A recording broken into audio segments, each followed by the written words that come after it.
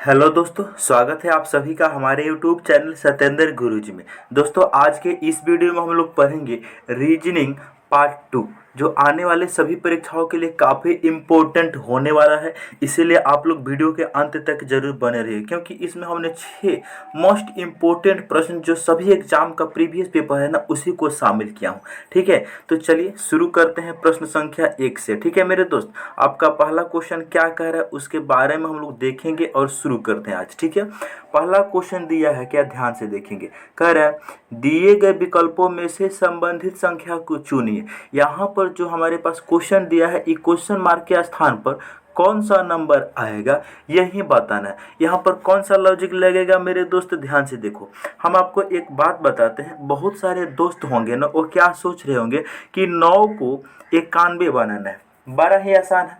क्या बहुत सारा दोस्त क्या कर रहे होंगे कि इन 9 को, जो यहाँ पर 9 लिखा है ना, इस 9 को 10 से गुना कर देंगे, कितना हो जाएगा, 90 हो जाएगा। एक्स्ट्रा प्लस वन करेंगे, कितना हो जाएगा, 91। जो यहाँ पर 91 लिखा हुआ है ना, वही 91 यहाँ पर लिखा हुआ है। उसी प्रकार मेरे दोस्त बहुत सारा बच्चा इसको क्या करेंगे, 13 को हम गुना कर देंगे केकरा से, 10 से गुना कर देंगे, कितना हो जाएगा, 130 हो जाएगा। जब हम यहाँ +1 किए हैं तो यहाँ भी +1 करेंगे तो 131 होगा। लेकिन 131 किसी भी ऑप्शन में नहीं दे रखा है, इसका मतलब इस लॉजिक से हम इस क्वेश्चन को नहीं कर सकते। फिर कौन सा लॉजिक लगेगा मेरे दोस्त, ध्यान से देखो। यानी कि एनालॉजी का मल्टीपल आंसर होता है। ठीक है, तो ऑप्शन के अकॉर्डिंग जो लॉजिक सेट होता है ना, उसी को हम मान्य करते हैं। यानी ऑप्शन के अकॉर्डिंग जो हमारा सही आंसर देता है वही लॉजिक सेटिस्फाइड होता है। सबसे पहले इसको हम जांच, इसमें नंबर एनालॉजी का जब भी आपके भविष्य में प्रश्न मिले ना, आपको करना क्या मेरे, तो सबसे पहले वहां पर स्क्वायर ढूंढना होता है। स्क्वायर या फिर क्यूब्स, यानी कि वर्ग और घन ढूंढना होता है। अगर ये दोनों नहीं है तो उसके बाद मल्टीप्लाई या फिर डिवीजन, गुना और भाग ढूंढना होता है। ये नहीं है तब हम लोग देखते हैं क्या, एडिशन और सब्ट्रैक्शन। ये 3 लॉजिक को याद रखेंगे। सबसे पहले हम स्क्वायर क्यूब्स ढूंढेंगे। अगर ये लॉजिक नहीं लग रहा है तो हम मल्टीप्लाई डिवीजन, ये नहीं लग रहा है तब एडिशन सब्ट्रैक्शन। ठीक है, तो इस क्वेश्चन में देखेंगे मेरे दोस्त, स्क्वायर के नज़दीक में जा रहा है। कैसे, 9 का स्क्वायर कितना होता है, 81, अब प्लस 10 कर देंगे, 91 हो जाएगा। करके देखते हैं, यहाँ पर स्क्वायर वाला लॉजिक लगेगा। कैसे भाई, 9 का स्क्वायर प्लस, देखो इस 9 का हम स्क्वायर कर देंगे। आइए यहाँ पर कितना लिखा है, 9 लिखा है, 9 लिखा है, तो 9 का अगला नंबर कितना होता है, 10 होता है। हम लोग जब गिनती पढ़ते हैं तो 1 2 3 करके ऐसे ऐसे करके 9 होता है। 9 के बाद अगला नंबर 10 आता है, 10 के बाद में 11 आता है। तो 9 का अगला नंबर कितना, 10 आया कि नहीं, वही हम बात बता रहे हैं भाई। कि यानी कि यहाँ पर लॉजिक क्या है, ये जो 9 है, 9 का स्क्वायर प्लस इस 9 का अगला नंबर कितना होता है भाई, 9 का अगला नंबर 10 होता है। बस इसी को हम सॉल्व कर लेंगे।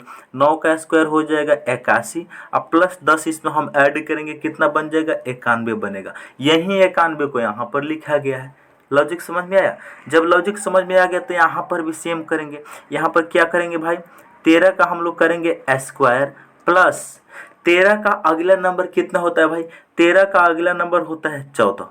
ठीक है, 14, 13 का स्क्वायर हो जाएगा 169, अब प्लस इसमें हम 14 को ऐड करेंगे, कितना बनेगा भाई, 9 और 4 13 के 3 कैरी कितना, 1 यहाँ पर लिख लेते हैं। 6 और 1 7, एक कैरी 8, 183।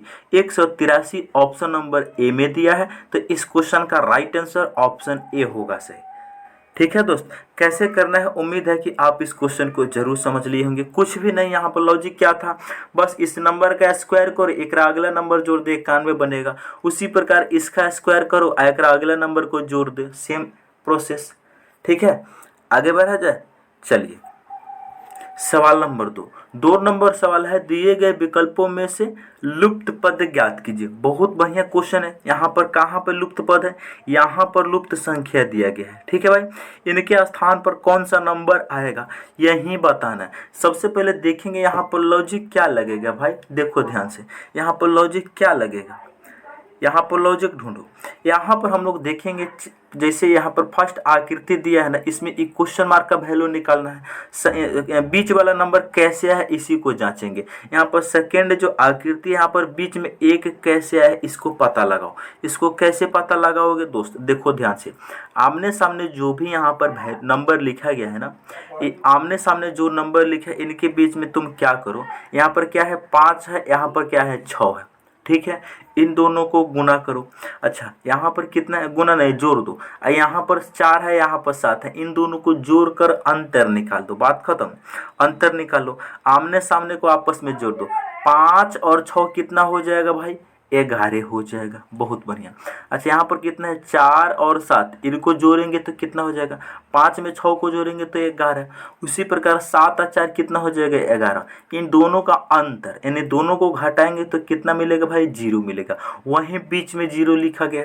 बात समझ में आया कि नहीं, नहीं समझ में आया तो यहाँ पर फिर से समझो। हमने आपको क्या बोला, यहाँ पर जो आमने सामने नंबर लिखा है ना, इन दोनों को आपस में ऐड करो, फिर ऊपर नीचे जो लिखा गया इनको ऐड करो, उनका अंतर निकाल दो। अंतर का मतलब उनका डिफरेंस, अंतर हमेशा 12 माइनस छोटा लेते हैं, ठीक है भाई। तो यानी क्या होगा, 5 में हम 6 को जोड़ेंगे तो कितना बनेगा भाई, 11 बनेगा। यहाँ देखो 4 और 7 को जोड़ेंगे कितना बनेगा, 11 बनेगा। इन दोनों का अंतर कितना आया, 0 आया कि नहीं, वही 0 बीच में लिखा गया। बात समझ में आया, बिल्कुल सेम लॉजिक यहाँ पर देखेंगे। यहाँ पर क्या हो जाएगा, 7 और 6 को ऐड करेंगे कितना हो जाएगा, 13 हो जाएगा। यहाँ पर 8 और 4 को जोड़ेंगे कितना हो जाएगा, 12 हो जाएगा। 13 में से 12 को घटाएंगे तो कितना बचेगा भाई, वहीं 1 बचेगा। 13 में से 12 घटेगा कितना बचेगा, 1। वहीं 1 को बीच में लिखा गया है। आपको लॉजिक समझ में आया कि नहीं, यहाँ से लॉजिक सेट हो गया। यानी कि इस सामने वाले को जोड़ दो, 11 में 2 को हम जोड़ेंगे कितना हो जाएगा, 13 हो जाएगा। यहाँ पर 0 में 2 को जोड़ेंगे कितना हो जाएगा, 0 में हम 2 को जोड़ेंगे कितना होगा, 0 तो कितना होगा, 2 होगा। इनका अंतर कितना होगा, 13 में से 2 जाएगा, 9 बचेगा। यानी क्वेश्चन मार्क के स्थान पर 9 आएगा, ठीक है। 9 आएगा, कौन सा ऑप्शन में दिया है भाई, सॉरी 9 बता रहे, 11 ना आएगा हो, 13 में से 2 घटेगा तो 11 ना आएगा, बिल्कुल। यानी 11 ऑप्शन नंबर सी में दिया है। तो इस प्रश्न का राइट आंसर ऑप्शन सी होगा। हमने यहाँ पर मिस कर गया, 11 या 2 13 और 0 में 2 को जोड़ेंगे 2 होगा, 13 में से 2 जाएगा, 11 बचेगा। 11 ऑप्शन नंबर हमारा सी में दिया गया है, ठीक है भाई। तो उम्मीद है कि आप इस क्वेश्चन को भी समझ गए होंगे। अगले प्रश्न की ओर अब हम लोग बढ़ते हैं। बिल्कुल आसान लॉजिक था ना। चलिए अगला क्वेश्चन कह रहा है, दी गई श्रृंखला में अगला पद ज्ञात कीजिए, यहाँ पर कौन सा नंबर आएगा यही बताना है। सबसे पहले देखेंगे 42 से 41 बना है, 41 से 45 बना है, 45 से 36 बना है, 36 से 52 बना है, 52 से 27 बना है, 27 से क्वेश्चन मार्क कैसे बनेगा। सबसे पहले देखेंगे मेरे दोस्त यहाँ पर 42 से 41 कैसे बना, 42 से 41 कैसे बना है, इनके बीच में डिफरेंस कितना का है भाई, इनके बीच में डिफरेंस कितना का है, यानी 42 से 41 बना -1 हुआ है, बहुत बढ़िया। 41 से 45 बना है, 41 से 45 बना है कितना, प्लस का यहाँ पर 4 हुआ है। बात समझ में आ रहा है कि नहीं, बिल्कुल। 45 से 36 कैसे बना है भाई, 45 से 36 कैसे बना है, माइनस का 9 हुआ है। 36 से 52 कैसे हुआ भाई, 36 से 52 कैसे हुआ है, प्लस का यहाँ पर 16 हुआ है। बात समझ रहे हैं, प्लस का 16 हुआ है। 52 से 27 कैसे बना है, यहाँ आपको बात समझ में आ रहा है, माइनस का कितना हुआ है भाई, 25 हुआ है। 52 में से -25 करेंगे तब जाके 27 होगा। अच्छा ये बताइए, यहाँ पर आपको लॉजिक समझ में आया, पहले -1 हो रहा है, फिर +4, फिर माइनस, फिर प्लस, फिर यानी एक बार माइनस एक बार प्लस। और आपको यहाँ पर लॉजिक समझ में आ रहा है, बिल्कुल आ रहा है। क्या यहाँ पर देखो 1 लिखा है, यहाँ पर 4 लिखा है, यहाँ पर 9 लिखा है, यहाँ पर 16 लिखा है, यहाँ पर 25 लिखा है। यानी 1 का स्क्वायर 1 होता है, 2 का स्क्वायर 4 होता है, 3 का स्क्वायर 9 होता है, 4 का स्क्वायर 16 होता है, 5 का स्क्वायर 25 होता है। अगला जो नंबर होगा वो क्या होगा, 6 का स्क्वायर 36 होगा। ये बताइए प्लस में कि माइनस में, यहाँ -25 हो चुका है तो यहाँ पर प्लस होगा। क्या करेंगे, यानी 27 में प्लस हम लोग 36 को ऐड करेंगे। 27 में 36 ऐड करेंगे तो 7 और 6 13 के 3 हासिल कितना 1, 3 और 2 5 और 1 कितना 6, यानी 63 इस क्वेश्चन मार्क का वैल्यू होगा जो ऑप्शन नंबर हम लोगों के बी में दिया है। बात समझ में आया कि नहीं? बिल्कुल। उम्मीद है कि आप इस क्वेश्चन को जरूर समझ लिए होंगे। कितना आसान था, लॉजिक समझ में आ गया होगा। यानी यहाँ पर स्क्वायर नंबर को एक बार प्लस और एक बार माइनस किया जा रहा है, ठीक है। फिर से समझिए यहाँ पर क्या लॉजिक है भाई, देखो यानी 42 से 41 बना है -1, 41 से 42 बना है +4, 45 से 36 बना है 45 से 36 बना है कितना -9 किया गया है, 36 से 52 बना है प्लस का 16 किया गया है, 52 से 27 बना है माइनस का कितना किया गया है 25 किया गया है। यानी कहने का मतलब एक बार -1 फिर +4 फिर -9 फिर +16 फिर -25, तो अगली बार जो होगा वो प्लस का 36 ही होगा, क्योंकि 1 का स्क्वायर 2 का स्क्वायर 3 का स्क्वायर 4 का स्क्वायर 5 का स्क्वायर तो 6 का स्क्वायर, तो 27 में हम 36 को ऐड करेंगे तो कितना होगा 63 होगा, जो कि ऑप्शन हमारा डी में दिया है। तो इस प्रश्न का ठीक आंसर ऑप्शन डी होगा सही। ठीक है दोस्त, उम्मीद है कि आप इस प्रश्न को जरूर समझ गए होंगे। अगले क्वेश्चन की ओर अब हम लोग बढ़ते हैं। चलिए अगला क्वेश्चन कह रहा है किसी कुट भाषा में जैसे चाइल्ड को 4 12 98 3 लिखा जाता है तो उसी कुट भाषा में ADULT को किस प्रकार लिखा जाएगा। हमारे साथ ऑप्शन दिया गया है, आपके सामने NTPC परीक्षा 2021 का क्वेश्चन है दोस्त। ठीक है, कुछ भी नहीं करना है, यहाँ पर सबसे पहले देखेंगे बड़ा ही आसान क्वेश्चन है। कैसे, देखो हम सभी कोई जानते हैं अंग्रेजी वर्णमाला में डी का स्थान 4 होता है तो डी को यहाँ पर 4 लिखा है, डी का स्थान 4 होता है तो 4 लिखा है, एल का स्थान 12 होता है तो यहाँ पर 12 लिखा है, आई का स्थान 9 होता है तो यहाँ पर 9 लिखा है, एच का स्थान 8 होता है तो 8 लिखा है, सी का स्थान 3 होता है तो 3 लिखा है। ये बात आपको समझ में आया कि नहीं? बड़ा ही आसान है। कहने का मतलब जो चाइल्ड है ना, यानी इसके इस साइड से करके लेटर का प्लेस वैल्यू के यहाँ पर लिख दिया गया है। बात देखिए, समझ में आ गया आपको?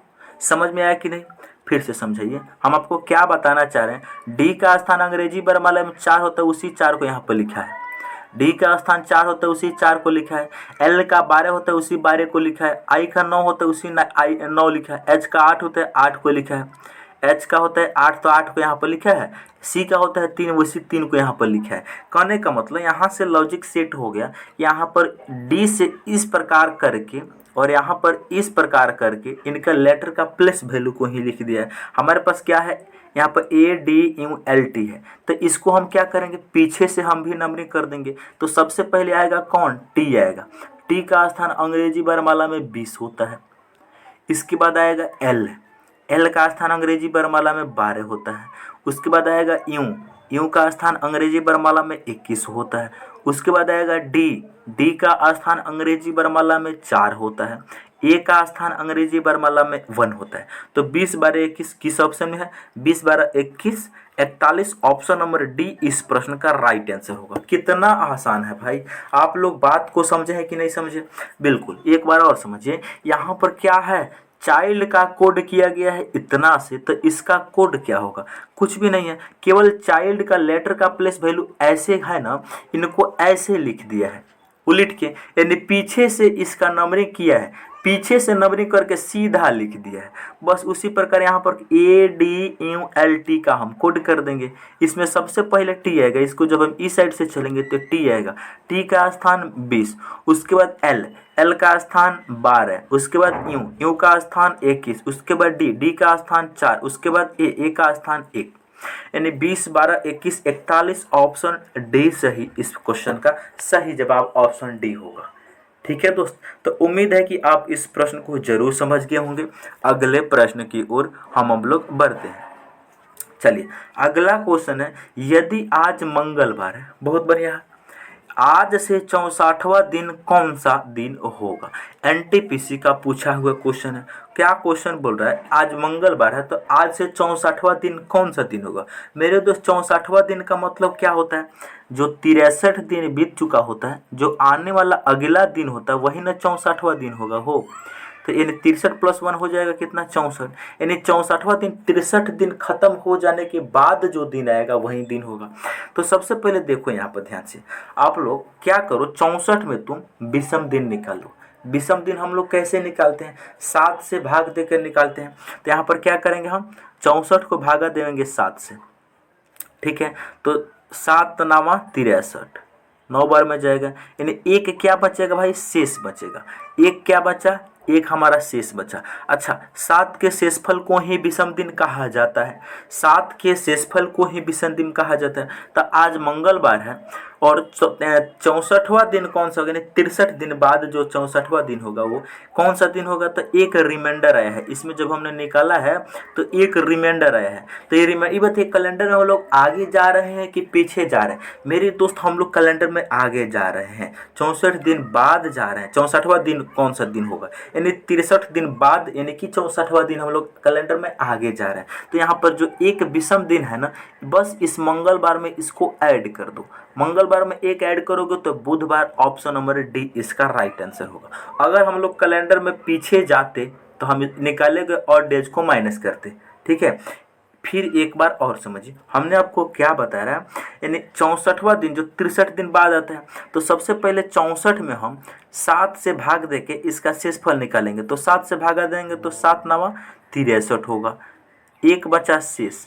और ये जो शेषफल है ना, इसी को बोला जाता है विषम दिन या फिर ऑड डेज, इसी को बोला जाता है ऑड डेज। ऑड डेज का मतलब होता है विषम दिन। 7 के शेषफल को विषम दिन कहते हैं भाई। और ये निकालेंगे जो एक शेषफल है ना, बस इस मंगलवार में इसको ऐड करेंगे। क्यों, क्योंकि कैलेंडर में हम लोग आगे जा रहे हैं, तो हमारा आंसर होगा बुधवार, ठीक है। और आपके सामने ये भी रेलवे का पूछा हुआ क्वेश्चन है दोस्त, आगे बढ़ा जा। चलिए क्वेश्चन नंबर 6 और लास्ट प्रश्न, और बहुत इंपॉर्टेंट प्रश्न है दोस्त, ध्यान से देखिए। सबसे पहले यहाँ पर हम लोग देखेंगे इनके बीच में, देखो कर है दिए गए विकल्पों में से लुप्त पद ज्ञात करना है। यहाँ पर जो लुप्त पद है ना, इनके स्थान पर कौन सा इन चारों ऑप्शन में से आएगा, यही बताना है। और मेरे दोस्त यहाँ पर ये पहला आकृति, ये दूसरा आकृति, पहला आकृति और दूसरा आकृति में हम लोग चेक करेंगे कि बीच में यहाँ पर 14 कैसे लिखा है और बीच में यहाँ पर 8 कैसे लिखा है, इनके बीच में कौन सा रिलेशन है। तो सबसे पहले अगर हम आकृति 1 को लेते हैं, इसमें लॉजिक फाइंड आउट करेंगे तो क्या होगा, देखो सेम इससे पीछे वाले जो क्वेश्चन हम लोग किए थे सेम उसी प्रकार इसको भी सर्व किया जाएगा, लेकिन थोड़ा सा लॉजिक अलग होगा। कैसे, यहाँ पर कितना है 15 है, यहाँ पर कितना है 8 है।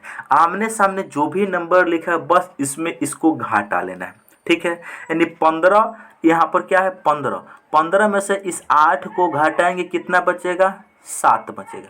यहाँ पर लिखते हैं सबसे पहले, यहाँ पर आमने सामने जो भी नंबर है बस उसी में से बड़का में से छोटका को घटा लेना है, अंतर लेना है। ये 15 में से इस 8 को घटाएंगे कितना बचेगा, 7 बचेगा। अब देखो यहाँ पर आमने सामने 10 और 8 है, इनका अंतर कितना होगा, 10 माइनस 8, 10 माइनस 8 कितना हो जाएगा, 2 होगा। इन दोनों को आपस में गुना करेंगे तो कितना बनेगा भाई, बीच में 14 बनेगा, वहीं 14 को बीच में लिखा गया है। ये बताइए लॉजिक समझ में आया है कि नहीं, एक बार और समझिए, फिर से समझिए। हमने आपको क्या बोला, जो आमने सामने नंबर लिखा है, जैसे यहाँ पर 15 है और यहाँ पर 8 है, इनका अंतर निकालो। अंतर का मतलब हमेशा बड़का माइनस छोटका होता है। तो 15 में से 8 को घटाएंगे 7 बचेगा। अब आमने सामने आ जाओ ऊपर नीचे, यहाँ पर 10 है और यहाँ पर कितना है 8 है, इन दोनों का अंतर 10 में से 8 को घटाएंगे 2 बचेगा, ठीक है। इन दोनों को आपस में तो मल्टीप्लाई कर दो, गुना कर दो, 7 गुना 2 कितना हो जाएगा, 14 हो जाएगा। बात समझ में आया, बिल्कुल। सिमिलरली सेकेंड आकृति में भी करेंगे। देखो यहाँ पर कितना दिया है, यहाँ पर 9 है, यहाँ पर कितना है 5 है, इनका अंतर निकालेंगे। 9 में से 5 को घटाएंगे कितना बनेगा, 4 बनेगा। अब देखो यहाँ पर 8 है, यहाँ पर कितना है 6 है, 8 में से 6 को घटाएंगे 2 बचेगा। इन दोनों को आपस में गुना करेंगे तो कितना होगा, 4 और गुना 2 8 हो जाएगा। उसी 8 को बीच में लिखा है, देखिए ध्यान से, उसी 8 को बीच में लिखा है। यहाँ पर बात समझ में आ रहा है, बिल्कुल उसी 8 को बीच में लिखा है। सिमिलरली मेरे दोस्त यहाँ पर थर्ड आकृति में भी हम लोग कर देंगे। क्या है, यहाँ पर कितना है 11 है, यहाँ पर कितना है 8 है, इन दोनों का अंतर 11 में से 8 जाएगा 3 बचेगा। यहाँ पर देखो बीच में गुना रहेगा, यहाँ पर 6 है, यहाँ पर 4 है, 6 में से 4 घटेगा 2 बचेगा और 3 गुना 2 कितना हो जाएगा 6 होगा। बीच में क्वेश्चन मार्क के स्थान पर 6 होगा। ऑप्शन नंबर इस क्वेश्चन का 20 सही होगा। ठीक है, उम्मीद है कि आप इस क्वेश्चन को समझ गए होंगे। क्या किया है फिर से समझिए। हमने आपको क्या बोला भाई, आपने देखो जो भी आमने सामने नंबर लिखा है, यहाँ पर 15 यहाँ पर 8 है, इनका अंतर ले लो। इनका अंतर कितना है 7 है। ठीक है, यहाँ पर देखो यहाँ पर कितना है 10 है, यहाँ पर कितना है 8 है, इनका अंतर ले लो, इनका अंतर हो जाएगा 2। इन दोनों को हम गुना करेंगे तो कितना हो जाएगा 14। समझे। उसी प्रकार यहाँ पर कितना है 9 है, यहाँ पर कितना है 5 है, तो 9 में से 5 जाएगा कितना बचेगा 4 है, 4 बचेगा। समझ रहे हो। यहाँ देखो यहाँ पर 8 है, यहाँ पर 6 है, 8 में से 6 घटेगा 2 बचेगा। इन दोनों को जब हम गुना करेंगे तो 4 गुना तो कितना 8 नहीं होगा, उसी 8 को बीच में लिखा गया है। सेम लॉजिक यहाँ पर 11 में से हम इस 8 को घटाएंगे 3 बचेगा। यहाँ 6 में से इस 4 को घटाएंगे 2 बचेगा। इन दोनों को गुना करेंगे कितना होगा 6 होगा, जो ऑप्शन हमारा बी में दिया गया है। ठीक है दोस्त, चलिए तो मैं उम्मीद करता हूं कि आप लोगों को ये क्वेश्चन सारा समझ में आ गया होगा। यदि आप हमारे चैनल पर पहली बार आए हैं तो चैनल को जरूर सब्सक्राइब करें और अपने दोस्तों के पास शेयर करें। मिलते हैं हम अगले वीडियो में।